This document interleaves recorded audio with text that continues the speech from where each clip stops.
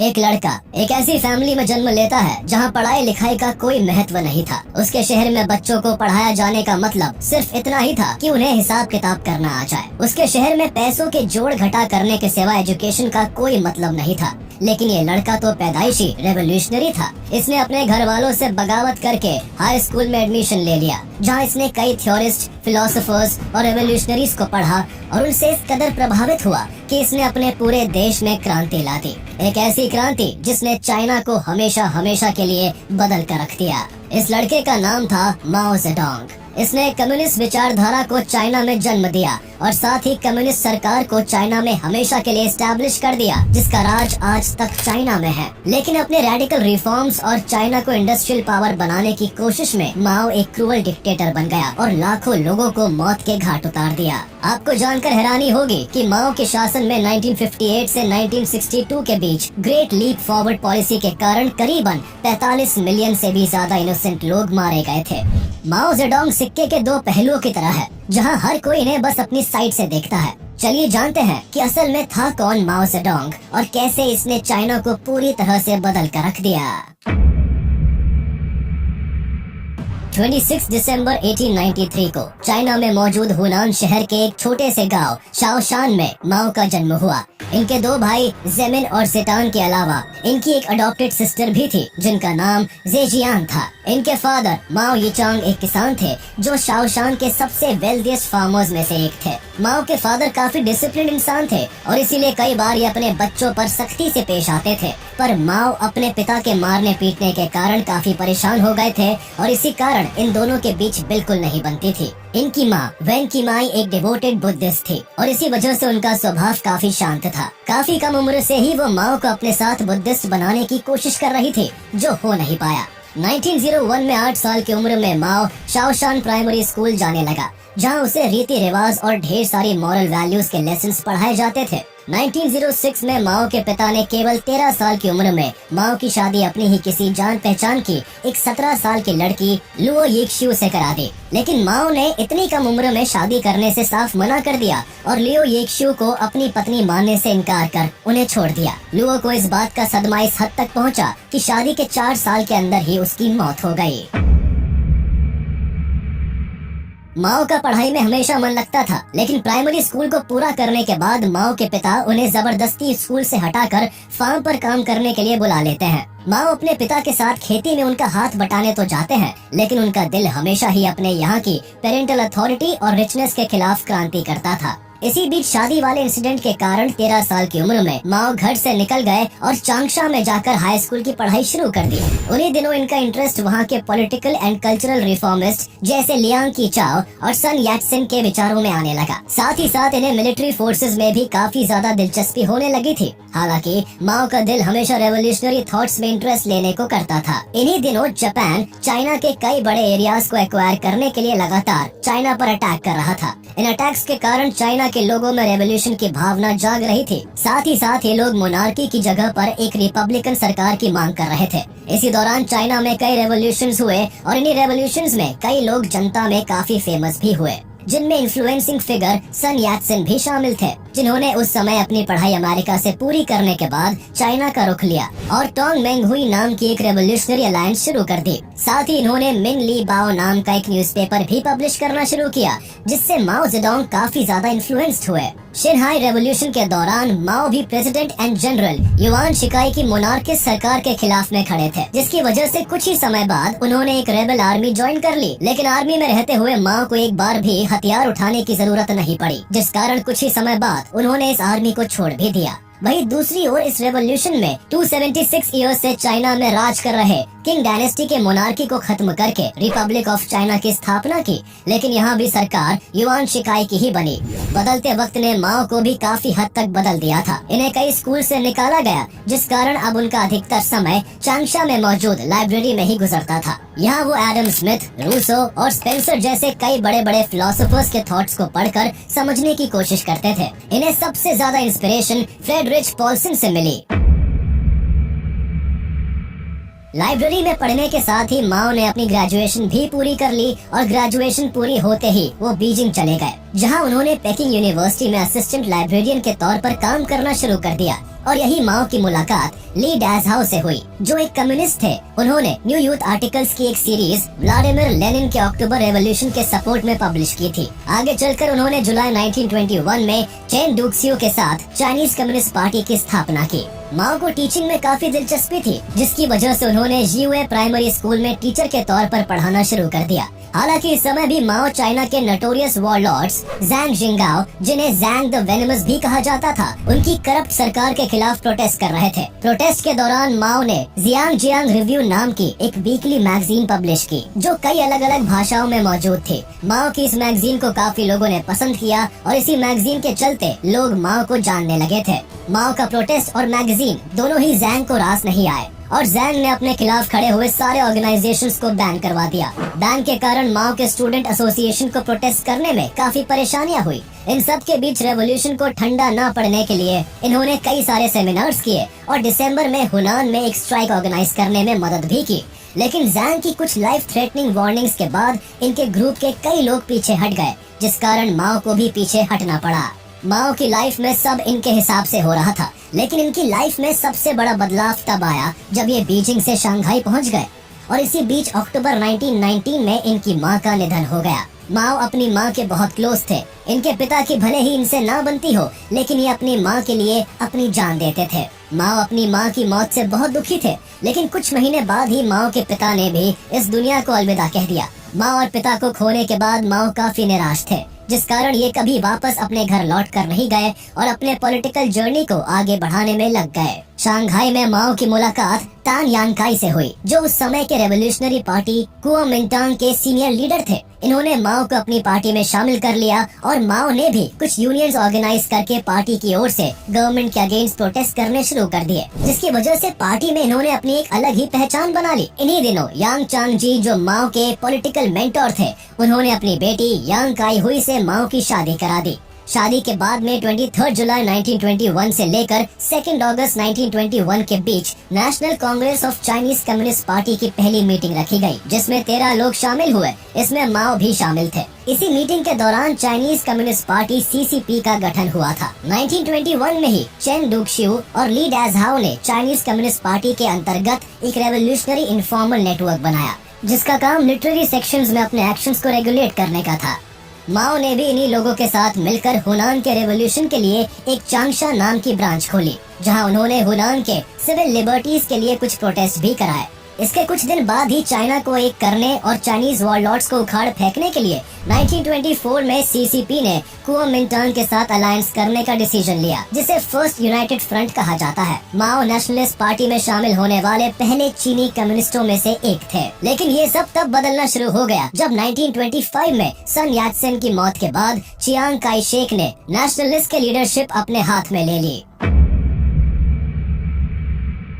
1925 में कुओमिंटांग के लीडर सन यात्सेन की डेथ हो गई, जिसके बाद उनके लेफ्टिनेंट चियांग काई शेक को कुओमिंटांग का लीडर बना दिया गया। लेकिन सत्ता मिलते ही चियांग काई शेक ने पार्टी को ही तितर-बितर कर दिया। 5 जून 1926 को उन्हें नेशनल रेवोल्यूशनरी आर्मी का कमांडर इन चीफ बना दिया गया। नेशनल रेवोल्यूशनरी आर्मी के चीफ बनते ही 27 जुलाई 1926 को उन्होंने सन यात्सेन के सपनों को पूरा करने के लिए नदर्न एक्सपेडिशन की शुरुआत कर दी, जिसे चाइनीज कम्युनिस्ट पार्टी भी सपोर्ट कर रही थी। इस एक्सपेडिशन के जरिए Chiang Kai Shek regional warlords को हराकर चीन को रीयूनिफाई करना चाहता था। हालांकि नदर्न एक्सपेडिशन कई मायने में एक मेजर सक्सेस रहा, जिसके जरिए 1926 और 1927 में नेशनलिस्ट ने कई मेजर सिटीज पर कब्जा कर लिया। लेकिन इसी एक्सपेडिशन के कारण चाइना में सिविल वॉर की शुरुआत भी हो गई। दरअसल इस एक्सपेडिशन में गरीब किसानों ने बड़े जमींदारों के खिलाफ वायलेंट प्रोटेस्ट करने शुरू कर दिए और वेल्दी लैंड ओनर्स की लैंड पर कब्जा कर लिया, जिसकी वजह से हजारों लोगों की जान चली गई। यहाँ तक कि CCP के कई मेंबर्स भी मारे गए। इस तरह की अपराइजिंग्स और चियांग के इस डिसीजन से कुओमिंटांग के सीनियर मेंबर्स बेहद नाराज हो गए, क्योंकि कई जमींदार खुद KMT के सीनियर मेंबर्स थे। तब KMT के सीनियर लीडर्स ने चियांग को पार्टी से हटाने की बात की, लेकिन माओ ने किसी तरह से सभी को समझा बुझाकर मना लिया। इसके बाद माओ को 5 member of central land committee का सदस्य बनाया गया, जिसके बाद इन्होंने पेजेंट्स के फेवर में कई पॉलिसीज इंट्रोड्यूस की। लेकिन मामला यहाँ नहीं संभलता है। कुछ समय पहले तक वॉरलॉर्ड्स के खिलाफ एक साथ लड़ने वाले चियांग काई शेक और कम्युनिस्ट के बीच मतभेद होना शुरू हो जाता है। और तभी कम्युनिस्ट ने चियांग पर हावी होने की कोशिश करते हुए सड़कों पर रिवोल्ट करना शुरू कर दिया। कम्युनिस्ट्स की बढ़ती पावर को देख चियांग ने अप्रैल 1927 को कम्युनिस्ट पार्टी से अपनी सारी अलायंसेस को तोड़ लिया था, जिसका नतीजा ये निकला कि चियांग के राइट लीनिंग नेशनलिस्ट और लेफ्ट लीनिंग फैक्शन के बीच नेशनलिस्ट पार्टी के अंदर ही स्प्लिट देखने को मिलता है, जो कम्युनिस्ट को अकोमोडेट करना चाहता था। ये सब होता देख चियांग कम्युनिस्ट का सफाया करना शुरू कर देता है और यही से चाइना में सिविल वॉर की शुरुआत हो जाती है, जो करीब 20 सालों तक चलती है। चाइना को एक करने के लिए मिलकर लड़ने वाले कुओमिंटांग और कम्युनिस्ट पार्टी के बीच लड़ाई के एक नहीं बल्कि कई कारण थे। दरअसल कम्युनिस्ट पार्टी के लोग मार्क्सिस्ट आइडियोलॉजी से इन्फ्लुएंस थे, जिस कारण वो वॉरलॉर्ड्स के खिलाफ एक रेवोल्यूशन चाहते थे, लेकिन वही वॉरलॉर्ड्स चियांग को सपोर्ट करते थे। ऐसे में अगर कम्युनिस्ट वॉरलॉर्ड्स के खिलाफ जाते तो वो इनडायरेक्टली चियांग के खिलाफ भी जाते। इसके अलावा कुओमिंटांग और चाइनीज कम्युनिस्ट पार्टी के व्यूज भी काफी अलग थे। जैसे कुओमिंटांग अर्बन वर्कर्स को सपोर्ट करने के आइडिया से प्रभावित थे, तो वही कम्युनिस्ट रूरल पेजेंट्स को सपोर्ट करना चाहते थे। इन सब के अलावा चियांग काई शेक को लगता था कि कम्युनिस्ट पार्टी चाइना को सोवियत के कंट्रोल में देना चाहती है, जिसके कारण चियांग को कम्युनिस्ट की बढ़ती पावर से परेशानी होने लगी थी। चियांग को लगने लगा था कि अगर कम्युनिस्ट की पावर ऐसे ही बढ़ती रही तो एक दिन वो उसे ही खत्म कर देंगे। अपनी इसी सोच के साथ चियांग ने एक ऐसा कदम उठाया जिसे लोग शांघाई मैसेकर के नाम से जानते हैं। चियांग ने 12 अप्रैल 1927 को कम्युनिस्ट के खिलाफ मैसेकर करना शुरू कर दिया, जिसमें एटलीस्ट 5000 कम्युनिस्ट मारे गए। चियांग ने ऐसा इसलिए किया जिससे इसकी पार्टी में मौजूद कम्युनिस्ट सोच रखने वाले भी चौकन्ने हो जाए या पार्टी को छोड़ दे। इस मैसेकर में कम्युनिस्ट सेल्स पर रेड डाली गई, कम्युनिस्ट लेबर यूनियंस को खत्म कर दिया गया और सस्पेक्टेड कम्युनिस्ट को जान से मार दिया गया। चियांग का यह मैसेकर कुछ ही वक्त में शांघाई के अलावा नानजिंग और गुआंगडोंग के एरियाज में भी फैल गया। यही से चाइना में सिविल वॉर की शुरुआत हो जाती है, जिसके बाद जल्द ही माओ भी चियांग के खिलाफ वर्कर्स एंड पेजेंट्स को अपने साथ मिलाकर 15 जुलाई 1927 को एक आर्मी बनाता है, जिसे रेड आर्मी कहा जाता है।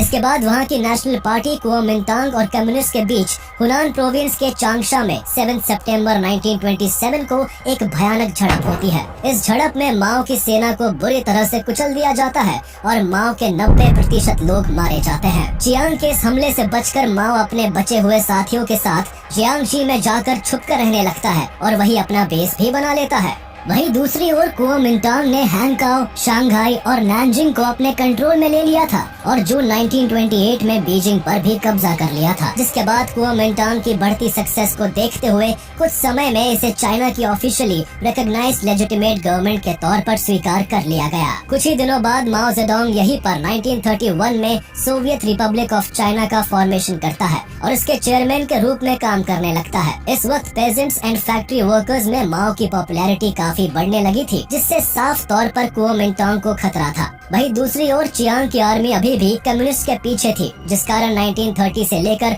1934 तक चियांग ने कम्युनिस्ट के खिलाफ कई एक्सटर्मिनेशन कैंपेन्स को चलाया, जिनमें से एक कैंपेन के कारण माओ को लॉन्ग मार्च की शुरुआत करनी पड़ी। सितंबर 1933 को जियांगशी प्रोविंस में छिपे माओ एंड कम्युनिस्ट को चियांग की आर्मी ने चारों ओर से घेरना शुरू कर दिया। यहाँ माओ ने चियांग के खिलाफ गुरिल्ला वॉरफेयर करने की कोशिश तो की, लेकिन इसमें वो बुरी तरह से हार गए और 1934 के समर्स तक कम्युनिस्ट को चियांग की आर्मी ने चारों ओर से घेर लिया। इस वक्त तक माओ के पास सरेंडर करने या रिट्रीट करने के अलावा कोई ऑप्शन नहीं था। फाइनली अक्टूबर 1934 को माओ ने रिट्रीट करने के मकसद से अपने साथियों के साथ रिट्रीट करने का डिसीजन लिया। 14 अक्टूबर 1934 वो दिन था जब माओ ने एक बेहद ही क्रूअल फैसला लिया। ये फैसला लॉन्ग मार्च का था, जिसके तहत माओ अपने 1 लाख कम्युनिस्ट रेवोल्यूशनरीज के साथ जियांगशी से शांगजी तक 10,000 किलोमीटर का एक लंबा मार्च शुरू करता है। इस मार्च में माओ के साथ 86,000 ट्रूप्स, 15,000 पर्सोनेल एंड 35 वुमेन शामिल थी। ये मार्च माओ का एक हिस्टोरिक मार्च था, जिसके रिजल्ट के तौर पर कम्युनिस्ट साउथ ईस्टर्न चाइना से नॉर्थ वेस्टर्न चाइना में रिलोकेट हो गए। इस मार्च के बाद माओ जेडोंग को भी जनता से काफी सपोर्ट मिला और वो सीसीपी के अनडिस्प्यूटेड लीडर के तौर पर उभर कर सामने आया।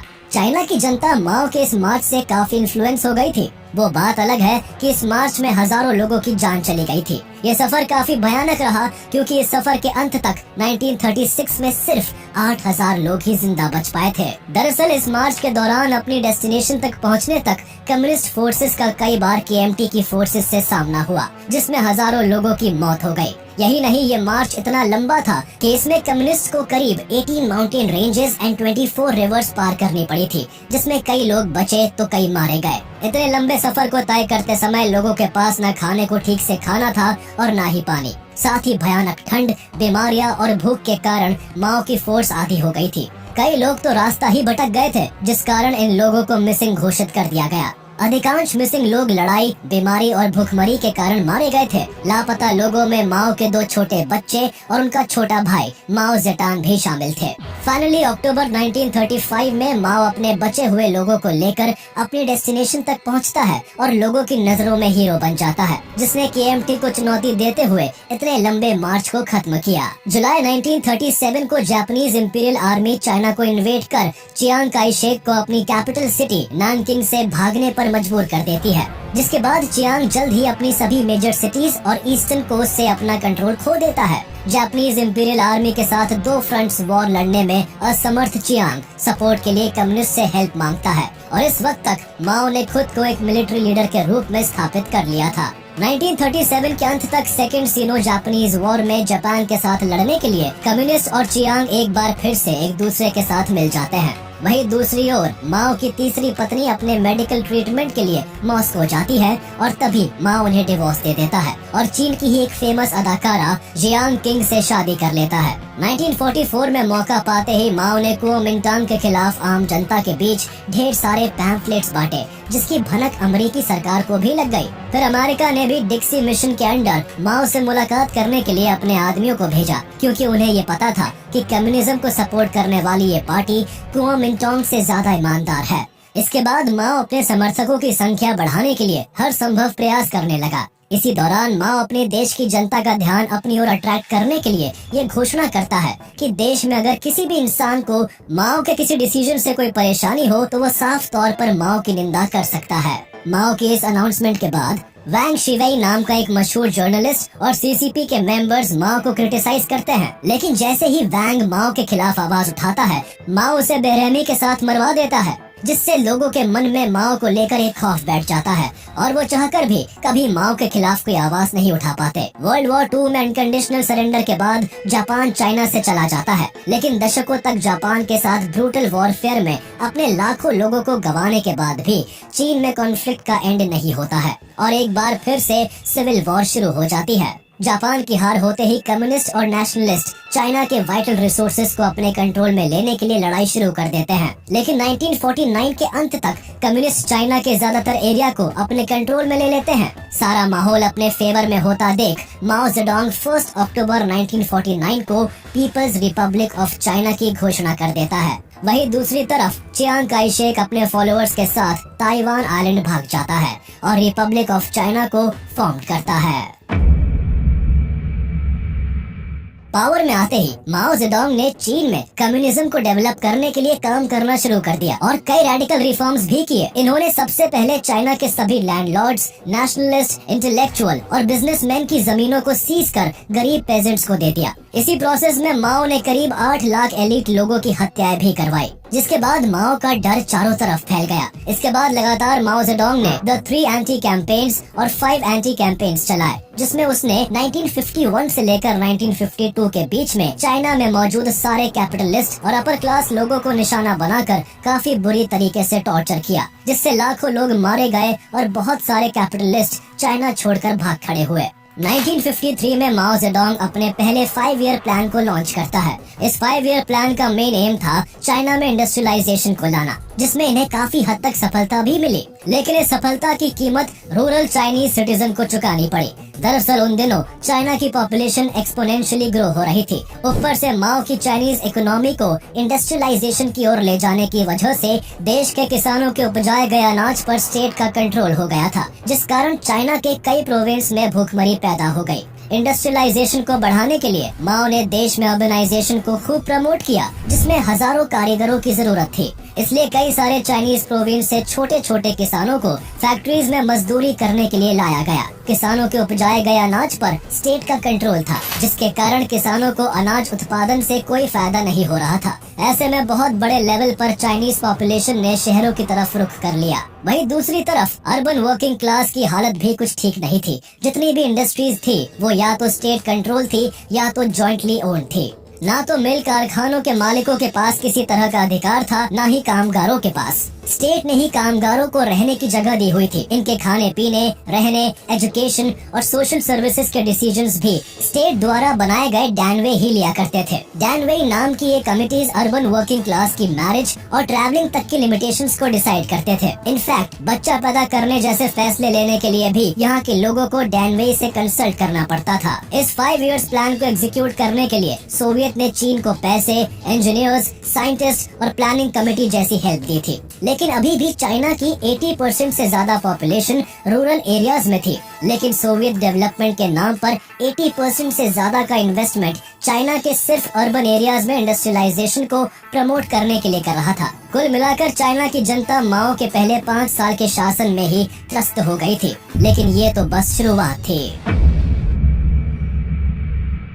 जनवरी 1958 में माओ ने अपने सेकंड 5 ईयर प्लान को इंट्रोड्यूस किया, जिसे द ग्रेट लीप फॉरवर्ड कहा जाता है। द ग्रेट लीप फॉरवर्ड में माओ जेडोंग चीन को केवल 5 सालों में ही अग्रेरियन सोसाइटी से इंडस्ट्रियल सोसाइटी में बदलने का प्लान बनाता है। बेशक ये एक इम्पॉसिबल गोल था, लेकिन माओ के पास दुनिया के सबसे बड़े समाज को ऐसा करने के लिए मजबूर करने की ताकत थी। 1958 और 1960 के बीच लाखों चीनी नागरिकों को कम्यून्स में भेज दिया गया। कुछ लोगों को फार्मिंग कोऑपरेटिव्स में भेजा गया, तो वही कुछ को स्मॉल मैन्युफैक्चरिंग के लिए भेजा गया। सारा काम कम्यून्स को दिया जाता था, जिसमें चाइल्ड केयर से लेकर कुकिंग तक इनसे कराया जाता था। माओ चाइना के मैन्युफैक्चरिंग सेक्टर में आउटपुट को बढ़ाना चाहता था, जिसके लिए वो एग्रीकल्चर सेक्टर के वर्कर्स को मैन्युफैक्चरिंग सेक्टर में ट्रांसफर करवा रहा था। वहीं दूसरी ओर माओ चीन को स्टील एंड मशीनरी के इंपोर्ट से भी मुक्त करवाना चाहता था, जिस कारण माओ ने लोगों को फसलों की खेती करने के बजाय अपनी जमीनों पर लोहा पिघलाने को कहा। हर फैमिलीज को एक कोटा पूरा करना पड़ता था। अब एक तरफ माओ का खौफ था और दूसरी तरफ जिंदगी से प्यार। किसानों ने माओ के ऑर्डर्स को फॉलो किया, जिसकी वजह से 1959 से लेकर 1961 तक चाइना की 90% जगहों पर खाने का भयानक अकाल पड़ गया और दोबारा लाखों मासूमों की जान चली गई। इस भुखमरी में इतनी ज्यादा मौतें हुई जितनी की पूरे चाइनीज रेवोल्यूशन के दौरान नहीं हुई थी, जिस कारण इस समय को द ग्रेट चाइनीज फैमिन कहा गया, जिसमें लगभग 48 मिलियन लोग मारे गए थे। माओ की वजह से ऐसे हालातों का सामना तो लोग चाइना में कर ही रहे थे, लेकिन इसी बीच 1951 से चल रही कोरियन वॉर में भी नॉर्थ कोरिया की ओर से माओ उनकी मदद के लिए अपने लोगों को सेना के रूप में भेजने लगा, जिसकी वजह से लाखों चाइनीज सैनिकों की जान चली गई। इस लड़ाई के वक्त सोवियत यूनियन के लीडर जोसेफ स्टालिन की मौत हो गई, जिसके बाद सोवियत ने चाइना और नॉर्थ कोरिया से अपना पल्ला झाड़ लिया, क्योंकि उस वक्त कोल्ड वॉर भी चल रहा था, जिस कारण सोवियत यूनियन और अमेरिका एक दूसरे के सामने जल्दी आना नहीं चाहते थे, जिसके कारण चाइना और सोवियत के बीच में ये तनाव इतना बढ़ गया कि 1962 में सीनो इंडियन वॉर के तुरंत ही बाद सीनो सोवियत स्प्लिट हुआ, जहां दोनों ही कंट्रीज एक दूसरे से आमने सामने टकराने लगी।